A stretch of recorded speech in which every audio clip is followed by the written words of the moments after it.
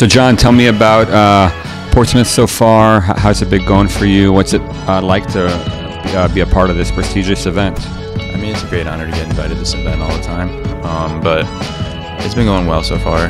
It's different from college, obviously. You got a lot more better athletes, and you're going against high major talent every single day.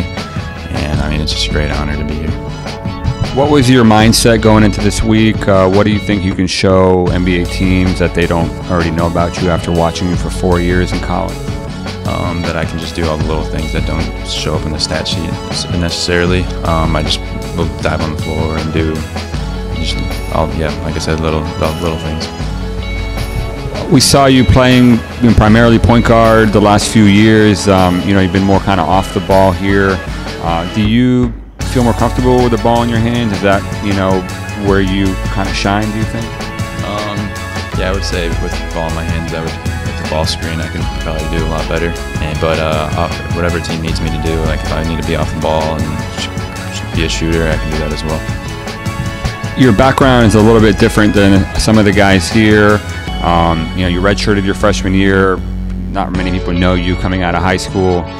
Was being on the verge of potentially getting drafted, maybe getting an NBA contract, was that a realistic possibility for you in high school? Is that something that you thought was feasible? Honestly, no.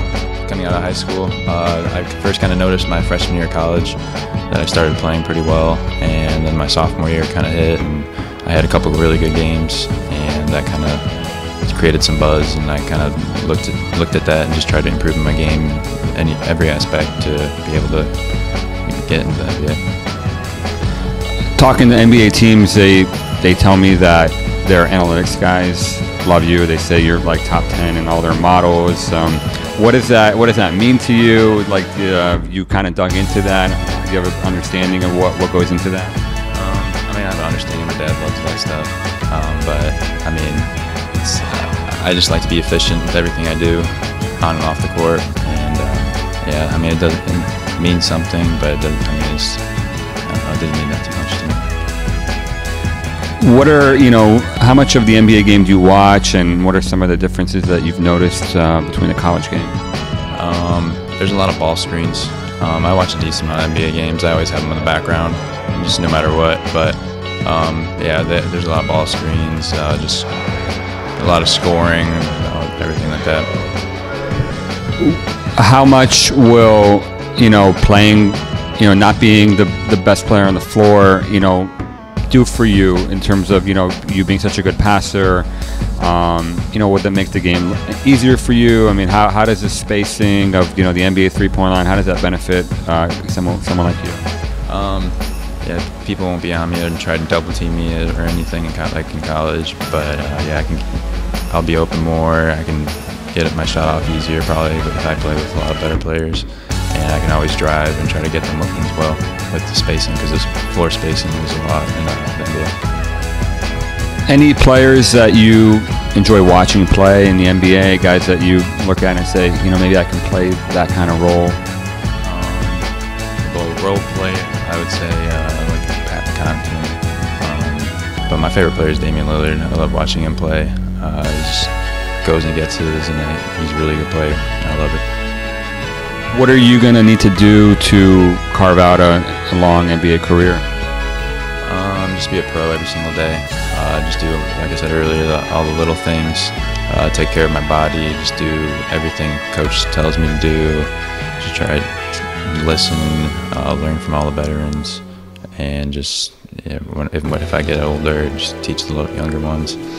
And yeah, just be mature with it. Any specific part of your game that you think you're going to have to polish to, as the competition stiffens? I would probably say shooting off the dribble. I probably have to polish that a little bit, and just stay with confidence with my free throws. I got a lot better towards the end of the season with them. So, yeah.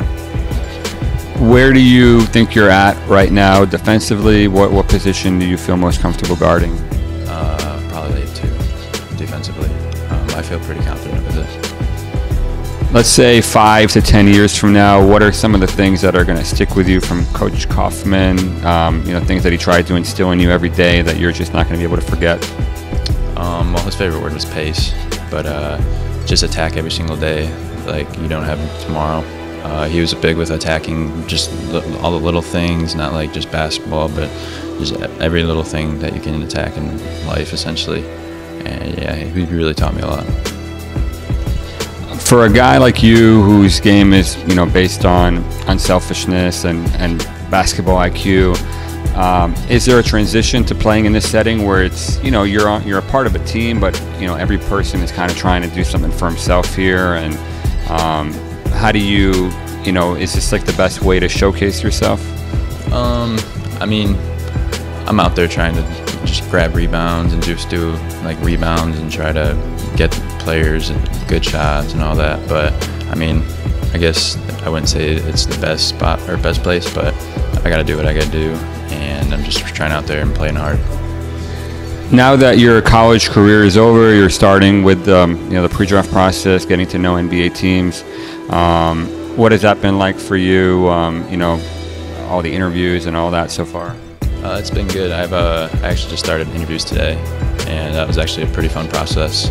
Just getting to know them and them getting to know me a little bit. Yeah, it was really good. Anything surprise you about it so far? No, not really. I signed an agent probably a week ago, and yeah, just had a couple interviews today and a couple more tomorrow. And, yeah, just looking forward to them. Great stuff, man. Thanks so much. Thank you. Appreciate it. Thanks, dude.